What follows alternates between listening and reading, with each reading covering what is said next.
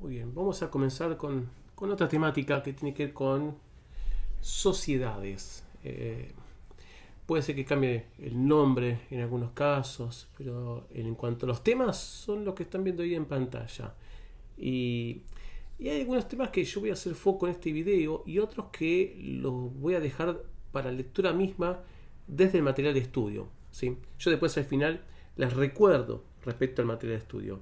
Y hablando de eso, el tema justamente de bienes intangibles en el derecho comercial, me gustaría que lo avancen desde la lectura del material, que ahí van a avanzar en temas como por ejemplo propiedad intelectual, como marcas, que son bienes patrimoniales, bienes medidos en dinero y que lógicamente no se pueden tangibilizar, pero no por ello no hay que restarle importancia más en este mundo actual desde hace ya largo tiempo. Pero sí quiero hacer foco en sociedades.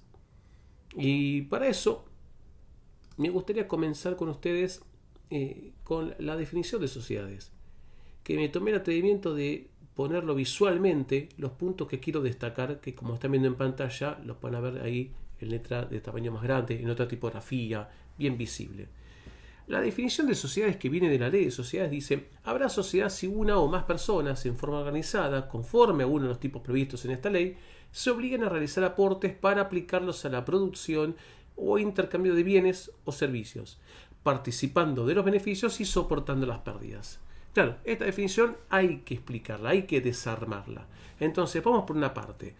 Una o más personas. Ya la ley contempla la posibilidad de que haya una o más, pero ya una podría crear un ente, una sociedad, con fines comerciales, pero podría crear una persona sola. No hace falta tener a alguien más. Claro, vamos a ver más adelante que hay los tipos específicos de sociedades que son para estas finalidades. ¿Sí? Después dice, en forma organizada. Acá no habla de una organización, de un criterio subjetivo, porque si no entramos en el plano de qué es orden para mí, qué es orden para otro, sino que la ley dice, tiene que estar organizada, y para estar organizada tiene que cumplir con tres pilares. Tiene que haber una estructura de administración, una estructura de gobierno y una estructura de control. Es decir, alguien que lleve las riendas del día a día, la administración, alguien que gobierne, en este caso todos los socios, a partir de la reunión en asambleas, es la pata de gobierno, y alguien o todos que controlen internamente la sociedad para que cumpla con los fines que fue creada. Y esto tiene que ver con la parte de control. Entonces, cuando están estos tres pilares, entonces se cumple con la misión de la organización que prevé la ley de sociedades. Después dice, conforme a uno de los tipos previstos en esta ley. Parece algo medio cabroso, medio raro, pero es bastante simple de simbolizarlo. Lo que está leyendo acá la ley es que quienes vayan a pretender crear una sociedad tienen que hacerlo eligiendo uno de los tipos previstos en la ley. No cualquiera, sino algunos de los que están ahí. Entonces, uno dirá, bueno, yo viajé a Estados Unidos y vi un tipo de sociedad que me gustaría replicarlo acá. Bueno, no. Tendrás que elegir algunos de los que están previstos. Y si bien la ley de sociedades contempla varios tipos de sociedades, les puedo decir que en la práctica no se sale de las cuatro opciones que casualmente luego voy a estar enfatizando con ustedes, que son sociedades anónimas, sociedad de responsabilidad limitada, sociedades anónimas unipersonales y sociedades por acciones simplificadas. De esas cuatro, ¿sí? Así que habrá que elegir alguna de esas para cumplir con esto de los tipos previstos en esta ley. Después dice que se obligan a realizar aportes. ¿Quiénes se obligan? Los socios. ¿Y estos aportes qué tienen que ser? Bienes patrimoniales. Algo que tengo que entregar. Que lo más usual, lo más general es dar dinero. Ahora, ¿yo podría dar, no sé, muebles, una computadora? Por supuesto que sí. En la medida que el resto de los socios estén de acuerdo, yo podré entregar bienes, lo que se dice en especie. Pero la realidad es que mayormente lo que se entrega son dinero. Es dinero. ¿Y estos aportes para qué se tienen que entregar? Para que la sociedad pueda operar, tanto para producir disculpas por el ruido de fondo, tanto para producir algún tipo de bien cualquiera, como para prestar cualquier tipo de servicios, ¿sí? Esa es la función de los aportes. La sociedad tiene que tener un capital para poder desarrollar su finalidad, sea el servicio o el bien que se propuso elaborar. Y finalmente dice, participando de los beneficios y soportando las pérdidas. Esto es que los socios, al ser una entidad lucrativa y que pueden ganar dinero, si las cosas van bien, habrán ganancias y entonces participarán de los beneficios, participarán de las ganancias. Y acá las ganancias se van a repartir, si bien esta cuenta no es exactamente correcta, porque en el medio hay muchas reservas que se suelen dejar quedar para cuestión de prevención, pero para ponerlo en simple, para que se entienda lo que yo quiero proponer ahora.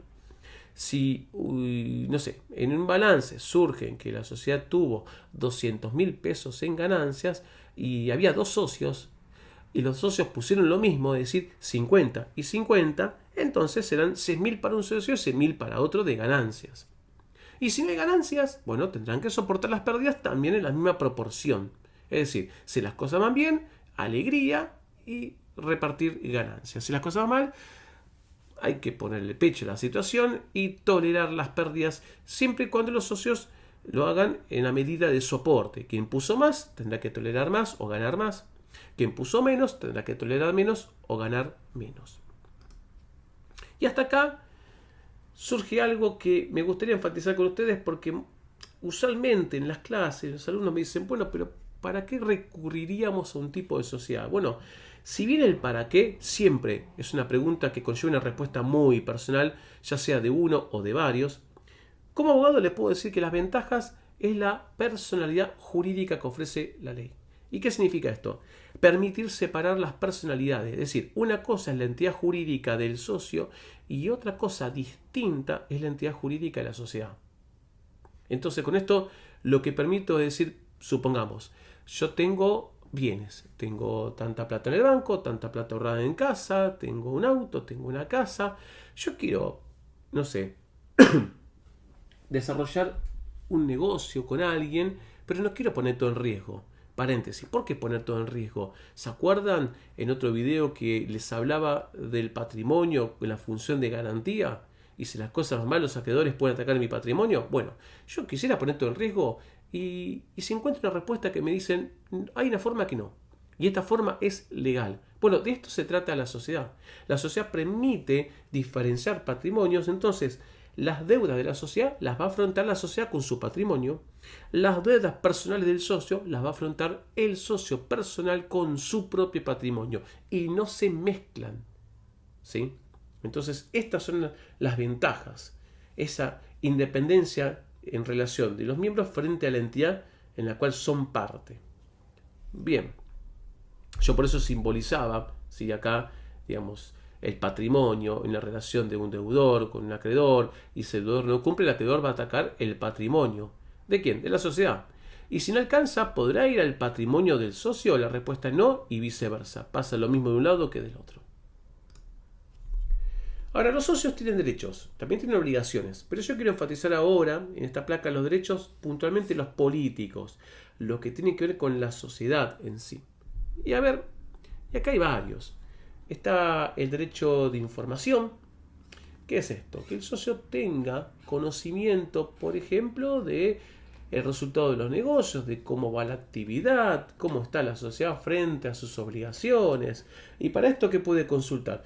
Los estados contables, lo podrá consultar el socio o lo podrá hacer junto con un contador, porque capaz que no entiende de temas de estados contables. Podrá pedir informes, podrá pedir la voz en asambleas para interpelar a la administración cuando se reúnan. Es decir, hay varias formas de obtener este tipo de información. También está el receso, y esto es ni más ni menos que el derecho al socio de retirarse de la sociedad.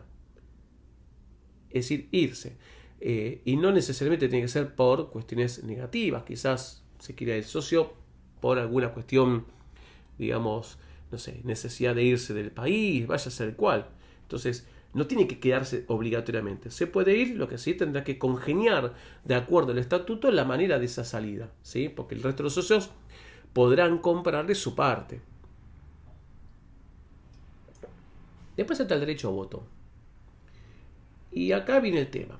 Porque uno dirá, bueno, cada socio tiene derecho a voto. Sí, pero una cosa es cuando los socios aportaron lo mismo. Vamos a poner un ejemplo, una sociedad de 5 socios. Y cada socio puso exactamente lo mismo. Es decir, cada socio tiene el 20% de participación. Entonces, cuando se ponen a discutir y a votar, se podrá hacer la cuenta sobre las manos alzadas. Ahora, ¿qué pasa si tengo una sociedad con 5 socios? Donde, no sé, uno puso el 50%, el segundo puso el 10%, el tercero el 20%, el cuarto el 20% también, y son cuatro socios. Entonces, cuando van a votar, el que puso el 50%, su voto representa como si el 50% está votando en el mismo sentido que vota este socio. Ya no es por mano. Es decir, el voto del que puso el 3% no vale lo mismo del voto del que puso el 50%. ¿Sí? Entonces, cuando hablamos de derecho a voto, hay que pensarlo acorde al aporte en la medida que los socios se hayan puesto algo distinto. Si pusieron lo mismo, no hay problema a las cuentas. Y por último, el derecho de convocatoria. Es sabido que las sociedades tienen una asamblea, se reúnen periódicamente. Ahora, ¿podría pasar que por alguna circunstancia algún socio quisiera convocar extraordinariamente una asamblea para discutir algo? No sé, por ejemplo, alguna cuestión de coyuntura de la sociedad, de coyuntura económica o financiera del país, no importa qué. La respuesta es sí. Lo que pasa es que la ley exige que mínimamente la o los socios que piden esta convocatoria tienen que llegar como mínimo al 5% del capital. Es decir, ¿cuánto aportó cada uno? Y voy a los ejemplos para atrás. Supongamos que tengo un socio que puso el 20%. Ya no hay problema. Este socio podría pedir una convocatoria. Se lo va a pedir a la asamblea, a la administración. Expondrá los motivos y después se fijará la reunión. Ahora, supongamos que tenemos una sociedad donde un socio puso apenas el 3%. Necesitará de otro u otros para por lo menos llegar en la sumatoria como mínimo al 5%. ¿Sí? De todo lo que pusieron los socios, ¿sí? Eso es un 100%. Bueno, ¿cuánto puso tal y tal? ¿Superan el 5%? Sí, perfecto. Entonces pueden pedir la convocatoria. Si no, no. Los otros derechos que restaban van más que nada del orden económico, del orden patrimonial. Tienen que ir acá con el tema de dinero o bienes medidos en dinero. Y acá entre varios derechos surgen dos, los más importantes. Uno es el derecho al dividendo. ¿Qué es esto? A obtener las ganancias. Cuando la sociedad por balance arroja ganancias, este balance, que está hecho por un contador o contadora, debe estar aprobado también por la asamblea. Si la asamblea aprueba el balance, listo. A partir de ahí, los socios son acreedores de obtener las ganancias que le corresponden de acuerdo a su aporte. ¿Sí? Es un derecho del socio. Y después está el derecho a la cuota liquidatoria. Esto es en caso que la sociedad se disuelva. Entonces, una vez que está disuelta por alguna causa, de las que ya les he comentado en otro video, y está mencionadas en el material de estudio, me refiero a causa de finalización de la persona jurídica, viene el proceso liquidatorio. Es decir, no sé, la sociedad se disuelve, vamos a suponer que por decisión de los socios. Entonces, acá tenemos trabajadores, hay que pagar la indemnización. Acá tenemos deudas, hay que pagar los acreedores. Se hace todo esto. ¿Sobró plata? Sí. Bueno, de lo que sobra se reparte entre los socios. Y es este el derecho que estoy mencionando. La cuota liquidatoria es repartir lo que sobró y se reparte en la proporción de que cada uno aportó. ¿Sí? Ahora, cuando hablamos de derechos, también tenemos que hablar de obligaciones. Los socios, por ser socios, tienen que afrontar obligaciones. La primera dice, integrar los aportes. A ver, integrar los aportes. Esto ocurre cuando los socios suscriben, firman, escriben que aportan un dinero, pero en realidad aportan menos. Vamos a poner un ejemplo. Vamos a suponer que a mí me proponen ser parte de una sociedad. y me dice, mira, para aportar, para entrar tenés que aportar 50.000 pesos. Y yo le digo, mira, yo 50.000 ahora no tengo. Me quiero sumar, me interesa, yo tengo 30.000. ¿Hay una chance de poner estos 30.000 ahora y los 20.000 restantes los pago en un tiempo? La respuesta legal es sí. Y es esto lo que estoy hablando acá. Cuando esto ocurre, la ley lo permite, pero le impone la obligación de ese socio de integrar el aporte faltante. ¿Sí? Siguiendo el ejemplo que propuse, es la obligación mía como socio de aportar los 20.000 que faltaban. ¿Sí? Ahora, esto tiene condiciones. La primera, todo esto puede ocurrir siempre y cuando el socio que va a ser socio o que va a aportar, aporte como mínimo el 25% de lo que prometió aportar. Si yo suscribo, prometo aportar 100.000 pesos, bueno, yo podré entrar si aporto como mínimo efectivamente en ese momento de entrada, como mínimo 25.000 pesos. O más, pero no menos. Y el otro requisito es que ese remanente que me falta aportar lo complete en un plazo que no supere los 2 años. Y les anticipo que en este contexto propio de Argentina, en esos 2 años no se actualiza por inflación el dinero. ¿Sí? La segunda obligación es la de priorizar los intereses de la sociedad por sobre los intereses individuales del socio. Esto es actuar en equipo, actuar en grupo. Entonces, de pronto, si hay una asamblea que deciden votar algo que yo voto en contra, pero ganó el sí, yo voté por el no y ganó el sí, yo no puedo agarrar y tomar una postura negativa o contraria. Tengo que traccionar a favor de la sociedad, entendiendo las reglas democráticas y entendiendo que perdí. ¿Sí? Disculpas que estoy un poquito con tos en este momento que estoy grabando el video. Y por último, ¿se acuerdan que yo les dije el derecho de obtener ganancias? Bueno, esto es cuando hay ganancias. ¿Y qué pasa cuando hay pérdidas? Habrá que soportarlas. Entonces, si hay pérdidas, se pagará del capital. La pregunta es, ¿y qué pasa si se agota la plata del capital? Habrá que reponer plata y acá viene la obligación del socio. Cada socio deberá reponer en el mismo porcentaje que prometí inicialmente. Si yo puse el 50%, tendré que poner el 50%. Si alguien puso el 20%, tendrá que reponer el 20%. ¿Sí? Bueno, esta parte de repaso se las dejo para que la hagan en sus casas, porque me gustaría avanzar en este mismo video viendo los tipos de sociedades. ¿Sí? Y yo quiero analizar 4. Las 4 que quiero analizar es sociedad anónima, sociedad responsabilidad limitada, sociedad por acciones simplificada y sociedad anónima unipersonal. Ustedes dirán, ¿por qué estas 4 sociedades? Porque desde hace largas décadas no se utilizan otras. Entonces, yo podría explicarles a ustedes de sociedad en comandita simple, sociedad colectiva, pero la realidad es que mirando y observando la realidad se transformaría en una mera transmisión de información abstracta.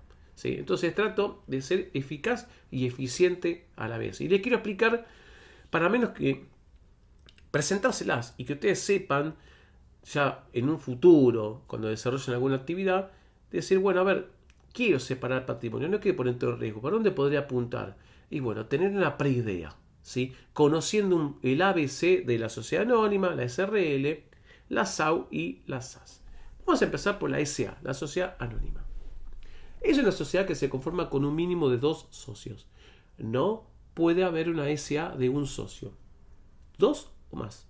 ¿Cuántos más? Los que querramos, los que quieran sumarse. No hay un techo, solamente hay un piso. Cada socio hará un aporte, generalmente el dinero, y este aporte que va a formar el capital se va a dividir el capital mismo en acciones. ¿Sí? Estas acciones, ¿qué valor nominal tienen que tener? El que querramos nosotros siempre y cuando sea múltiplo de 10. Así que puede tener 1.000 pesos, puede valer 5.000, puede valer 500, ¿sí? Mientras sea múltiplo de 10, no hay ningún problema. Ahora, en cuanto al capital, en cuanto al aporte de los socios, la ley exige, la norma exige en realidad que sea un mínimo de 100.000 pesos. Ustedes me dirán, bueno, yo me junto con alguien, aportamos 50.000 entre los dos y hacemos una SA. ¿Me la van a aprobar? La realidad depende, porque la ley habla de un mínimo de 100.000. No dice que con 100.000 lo van a aprobar. Y acá el ente de registro aprobará ese registro, valga la redundancia, en la medida que nos dediquemos. Yo imagino, por ejemplo, una entidad vinculada a la gastronomía, no sé, un restaurante gourmet bien segmentado, no creo que aprueben con 100.000 pesos de capital. Quizás pidan más para que ese capital que tenga la sociedad sea acorde al giro comercial que va a desarrollar y por ende sea acorde con un capital que pueda responder ante las necesidades eventuales de los acreedores. Paréntesis, no se olviden que el patrimonio de la sociedad es garantía de los acreedores de la sociedad. ¿Cómo se puede llamar la sociedad anónima? Como querramos. Así como lo escuchan. Lo que sí hay que recordar las reglas que vimos con personas jurídicas. El nombre que le vamos a poner, que es la denominación social, incluso esto corre para la razón social también, no puede ser igual o parecido al de otra sociedad anónima, ni puede ser igual o parecido al de una marca. ¿Sí? Ahora, un agregado. Sea cual sea el nombre, hay que agregarle la referencia al tipo de sociedad, que lo podemos hacer de tres maneras.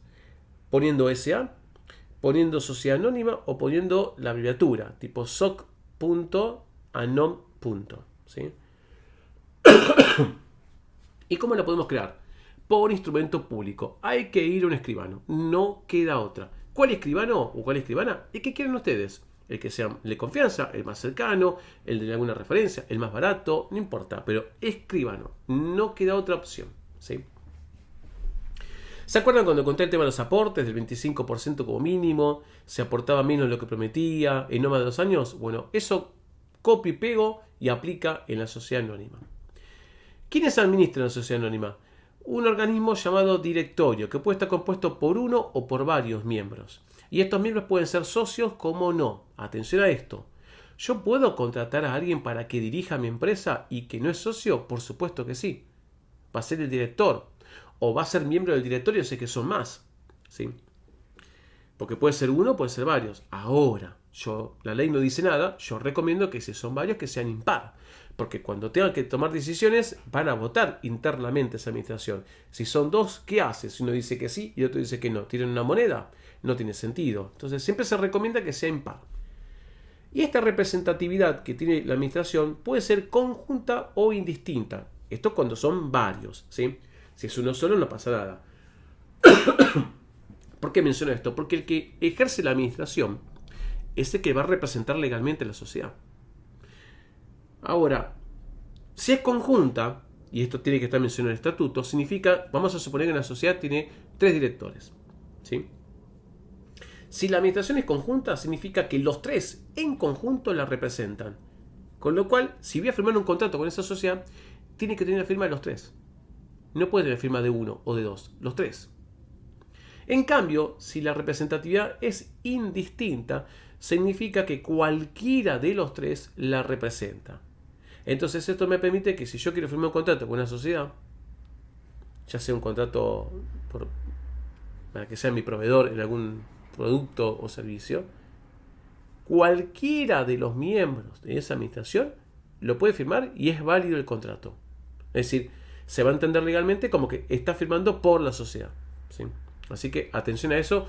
Cuando se vinculen con sociedades anónimas, fíjense en el estatuto si la administración es conjunta o indistinta cuando son 2 o más. Y por último tenemos el control. Yo les contaba que tiene que haber un organismo de control. Generalmente la ley permite que sean los socios y que controlen pidiendo informes, yendo a las asambleas, consultando los libros contables.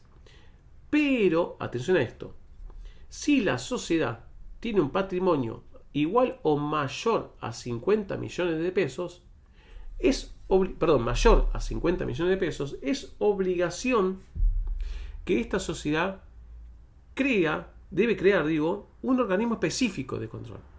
Y estas opciones son 2. O va por el lado del Consejo de Vigilancia o va por el lado de la Sindicatura. Y otras las diferencias. Bueno, el Consejo de Vigilancia tiene que ser un mínimo de 3 miembros o máximo de 15. No puede ser menos de 3 ni más de 15. Pero tienen que ser socios. Atención a esto. Tienen que ser socios. En cambio, la sindicatura no necesariamente exige que sean socios, lo que exige es que sea abogado o contador, matriculado. Puede ser uno o puede ser varios.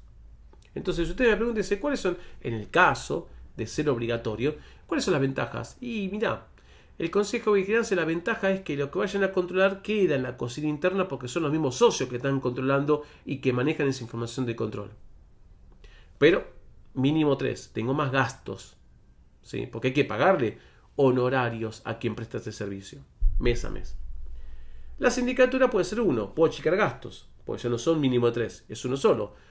Pero tiene que ser abogado o contador. Y si no tengo que recurrir a alguien de afuera, y ese alguien de afuera sé que va a conocer, por más que un contrato de confidencialidad, va a conocer información crítica de mi empresa.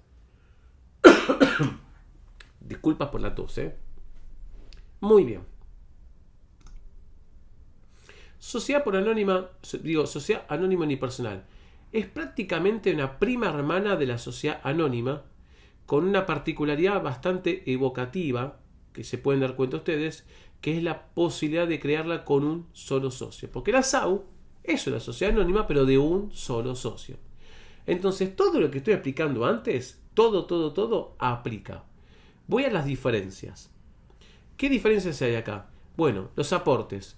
Ya sea en especie o en dinero, todos aportan el acto. No existe esta posibilidad de aportar el mínimo el 25% y el resto en 2 años. No. Todo de entrada. Ese único socio o socia, todo de entrada.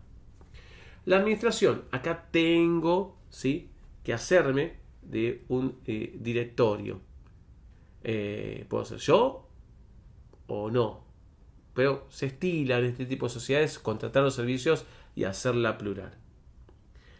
Y lo que sí acá, atención, el órgano de control. Tiene que haber un órgano de control. Consejo de Vigilancia o sindicatura, que son los que expliqué hace un ratito. Así que seguramente tendré que contratar los servicios de una sindicatura.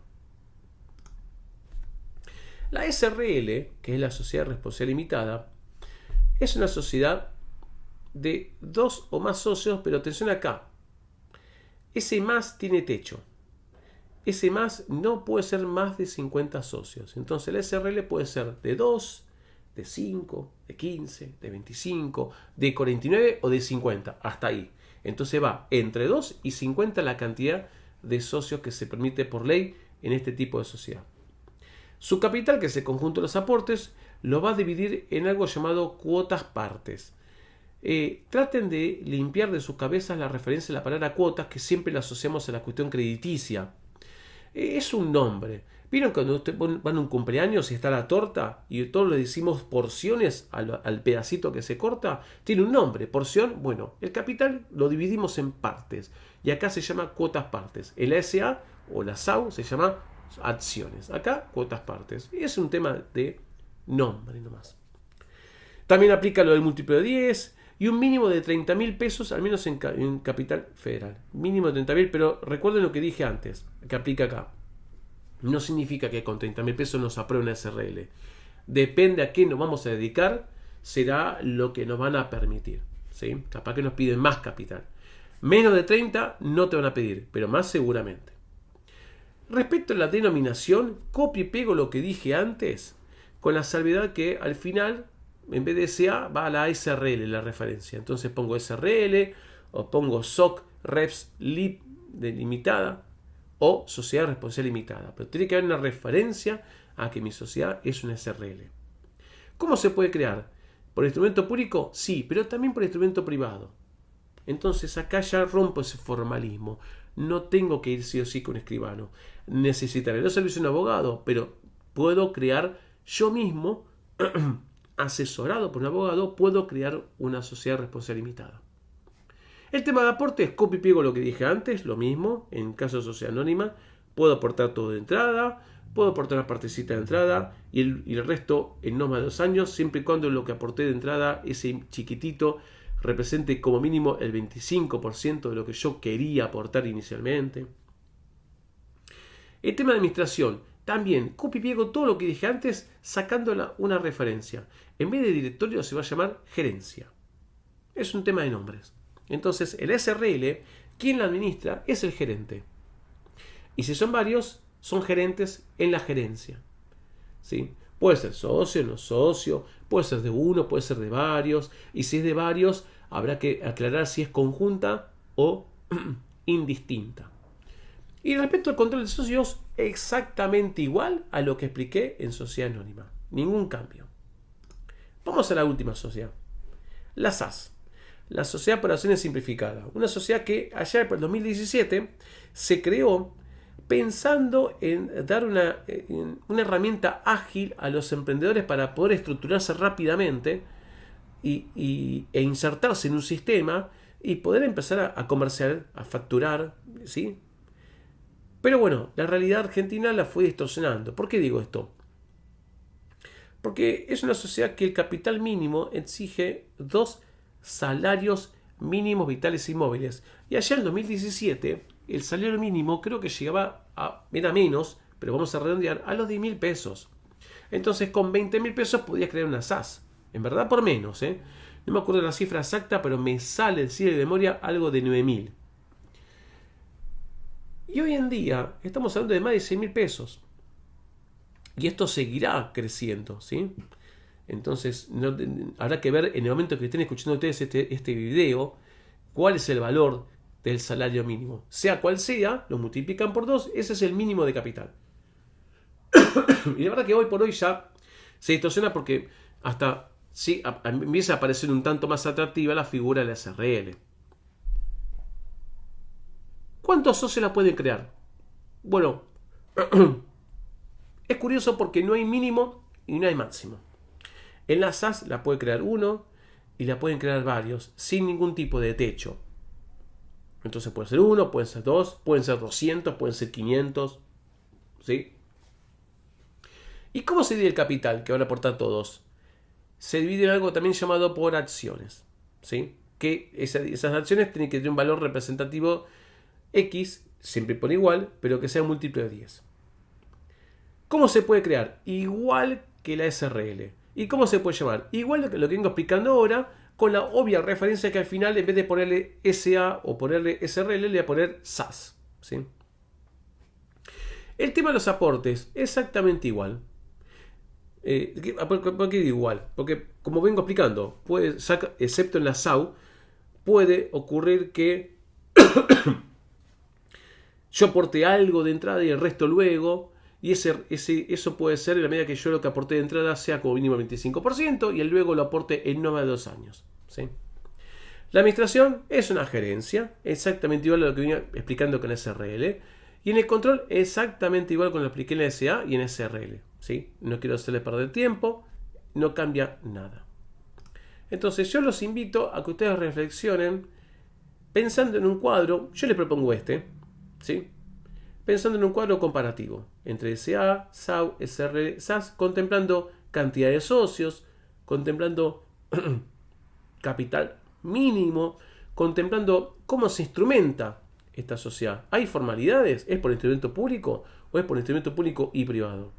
¿Y quién las administra? ¿Es un gerente? ¿Son gerentes? ¿Es un directorio? ¿Son directorios? Bueno, lo dejo en esta reflexión y les comparto antes de despedirme, sabiendo que todo lo que ustedes escucharon de mí lo pueden ampliar en esta bibliografía, que es un libro que, como yo he dicho, lo hemos escrito pensando en un público no derecho. Consulten el capítulo 6 y ahí van a tener todo lo justo como para poder ampliar toda esta temática. Bueno, espero que les haya servido. Un abrazo grande.